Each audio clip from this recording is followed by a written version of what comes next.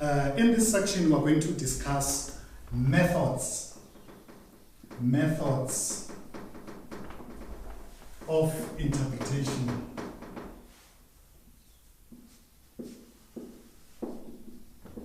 Methods of interpretation.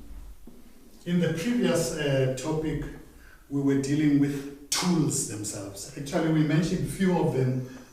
We mentioned the majority of them, but we did not get into progression. We did not get into recapitulation and allusions, both direct and indirect, and also echoes. We will deal with those as we deal with the text itself.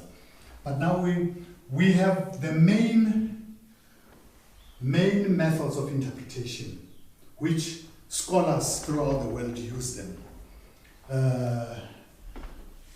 There are about 5 methods of interpretation.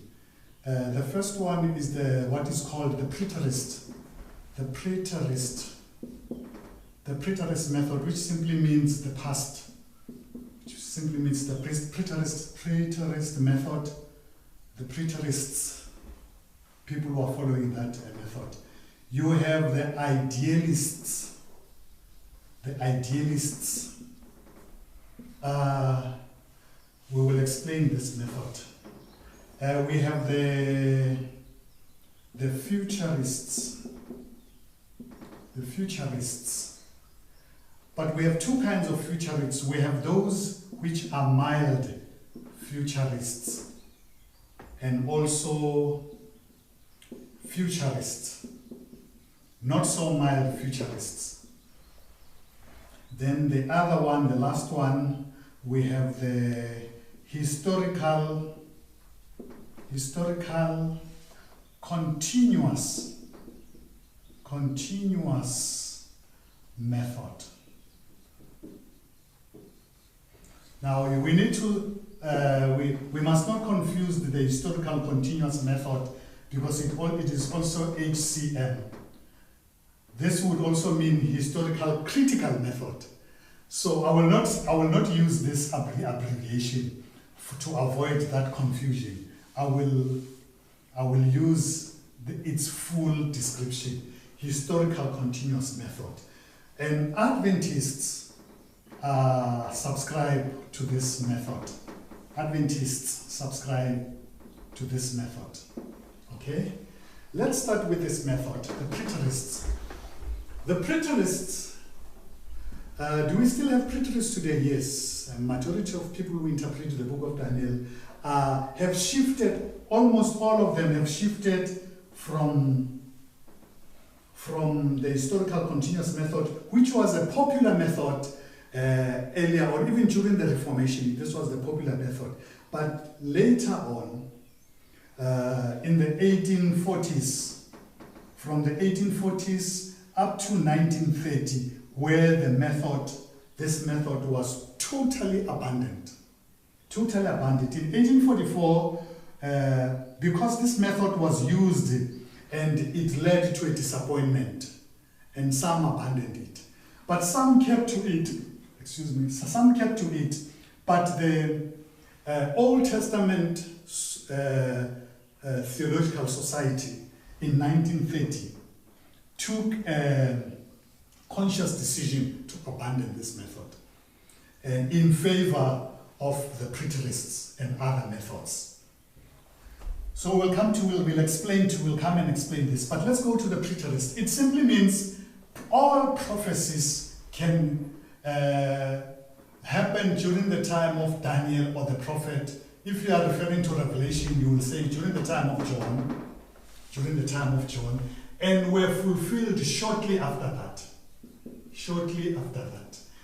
In the book of Daniel, they will say the prophecies of Daniel were fulfilled somewhere in, some of them in 168 BC, and some of them in AD 70. And there is no future. There is no future to that. Everything is in the past. Everything is in the past. So the preterists, this is their interpretation.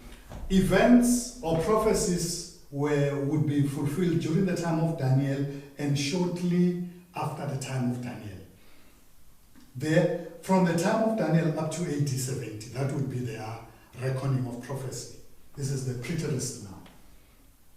Prior to that, of course, among the preterists, there are several shades of you have orthodox preterists, you have those that the extreme and the mild preterists. Now, when we look at the way they interpret the scriptures, for instance, they accept that prophecies took place in the past, which is a fact. Babylon, the prophecy of Babylon, that Babylon will be in charge during the time when children of God were in Babylon, up to the time the Medes and the Persians conquered them. They are correct. Prophecies were fulfilled in the past, even during the time of the Medes and the Persians. But then their future does not go beyond AD 70, which is problematic in the sense that what do you make of the second coming, which is beyond AD 70? The writers of the Bible would continue to predict the second coming of Christ even beyond the fall of Jerusalem. So the strength of this method is that it accepts the fulfillment in the past, but its weakness is that it doesn't accommodate the future fulfillment. That is its disadvantage, the greatest disadvantage of that method. Okay. Now the second one, which is the idealists. The idealists say the story, the emphasis is not in the story. The emphasis is in the lessons or the ethics of the story. And with them, the story is similar to a fairy tale. You know, fairy tales are not true stories. We don't go out of our way to validate the stories because we know they are not true stories. But we simply take lessons that are taught there. So according to the idealist, the book of Daniel is a fairy tale. It's a fairy tale. It's not a true story. But one should read it and extract lessons. What are ethical lessons that are taught by the story? What are good lessons? What should we learn? How can we conduct our lives? So, according to them, this is just a fairy tale. Now, the strength of this method is in admitting that there are ethical concerns that we should follow. Are there ethical concerns? Yes. From the story of Daniel, we read that if we want to know the truth, we must pray. If Nebuchadnezzar has a problem, we must pray. And the idealists would say the ethics of the story is that prayer is a good thing. We must pray. But whether the story happened, no, don't worry about this. The story is not true. It never happened. But we learn that when we have a challenge, we must pray. When you go to the book of Revelation, it also mentions that blessed are those who keep what is written in this prophecy. But with the idealists, yes, you must keep the story, but don't believe the story. Just keep it. Keep the lessons that are there. But it's not true. Don't take it as a historical fact. It's not a historical fact. It's just like a fairy tale. So the strength of this method is in the lessons that are taught in the story. But its demise, its fall, is that it doesn't recognize the history. It doesn't recognize even the future.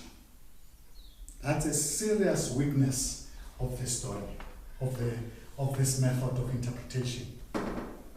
It sees the Bible as a fairy tale. Now the other one, the futurists, the mild ones would say 90% of the book is in future. Only 10% is in the past. They accept that 90% of what Daniel predicted is in future. Even the 1,260 years is in future, in our future. It's still coming. It has not. The prophecy of 1,260 is still in future, according to them. It's not in the past. It's in future. So they do accept that some prophecies, that like the prophecy of Babylon was in the past. But a majority of prophecies of Daniel are in the future. Now, you also have the futurists, the proper futurists, which take 100% of the prophecies in future. All of them are in future. These are mild, at least they accept that some took place in the past, but a majority of them in the future. But the futurists, the proper futurists, they point to the future as the time of fulfillment. Now we come to the last one, the historical continuous method. And I want to give a passage for this. It comes from Revelation 1, verse 19 and 20. Maybe this one, I may have to read it. I may have to read Revelation 1, verse 20. Revelation 1, verse 20. It comes from that passage of Scripture. Revelation 1, verse 19 and 20. Write therefore what you have seen, what is now, and what will take place later. Write therefore what you have seen. What you have seen is in the past. What is now is in the present. And what will become, and what will take place later. And it deals with future. So this historical continuous method says prophecies were fulfilled in history, and they continue to be fulfilled until the end of time. Maybe we can illustrate it in terms of something like a sketch. Historical continuous method would say prophecies took place in the past, so they accommodate the preterists. They agree with the preterists, and there will be the fulfillment are also in the present. Okay? And there will be fulfillments also in future. According to Revelation 1 verse 19, write what you have seen, what is now, and what will take place. What you have seen, what is now, and what will take place in the future. But now, the book of Revelation also has Revelation 1 verse 3. Accommodates Revelation 1 verse 3, which reads, blessed is the one who reads the words of this prophecy, and blessed are those who hear it and take to heart what is written. Verse 3 says, you are blessed when you read and when you observe. When you observe. You hear them, you do them. Now, this would be the ethics. Doing the lesson, taking the lessons. So this method would also accommodate idealism or the ethics of the story. So historical continuous method accommodates all other methods, and it is rooted in the scriptures. We derive it from the scriptures. And if someone were to say, where do you get this method? Yes, we created the term to describe this. Historical, continuous, present, past, present, and future. It is continuous into the future. And while we read the prophecy, We take it seriously. We live according to the ethics.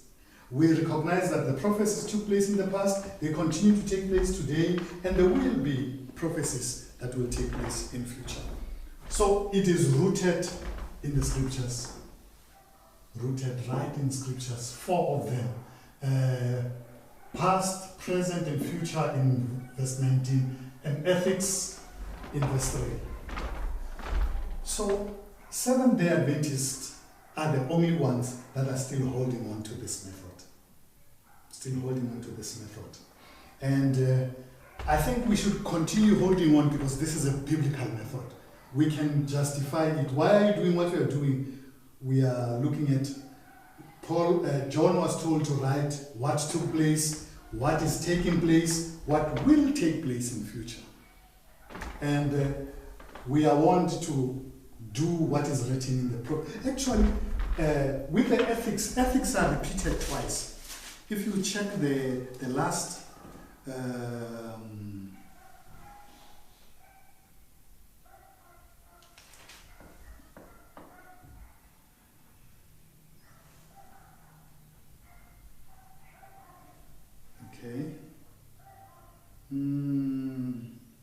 blessed are those who do. Where is that? But there's 22 verse 7. 22 verse 7. Notice what this passage it says, "Behold, I'm coming soon. Blessed is he who keeps the words of the prophecy of this book." Keeps. Blessed is the one who keeps. Keeping simply observing and doing. Not just hearing, but keeping, but doing. And other translations would say, "Behold, I'm coming soon. Blessed is he who do what is written in this book." So in keeping, it's equal to doing or observing.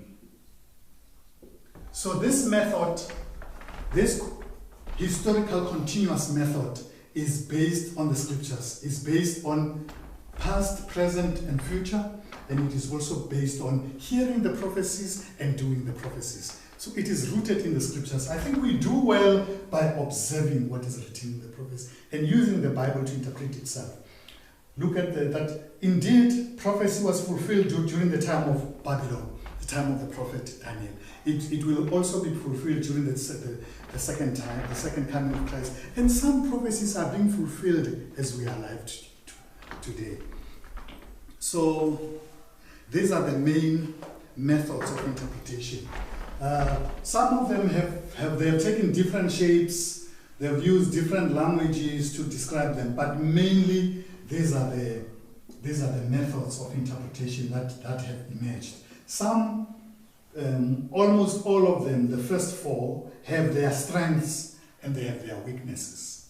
Strength of the preterist, it takes care of the past, takes seriously the past. The idealist takes the ethics seriously. The futurists take the future. The mild ones take the past, accommodate the past, but the majority of prophecies will be in the future. They take the future seriously. The second coming of Christ is taken seriously. But they also take other prophecies in the past. They go and peg them in the future, which becomes their weakness. Now the historical continuous method accommodates past, ethics, and the future.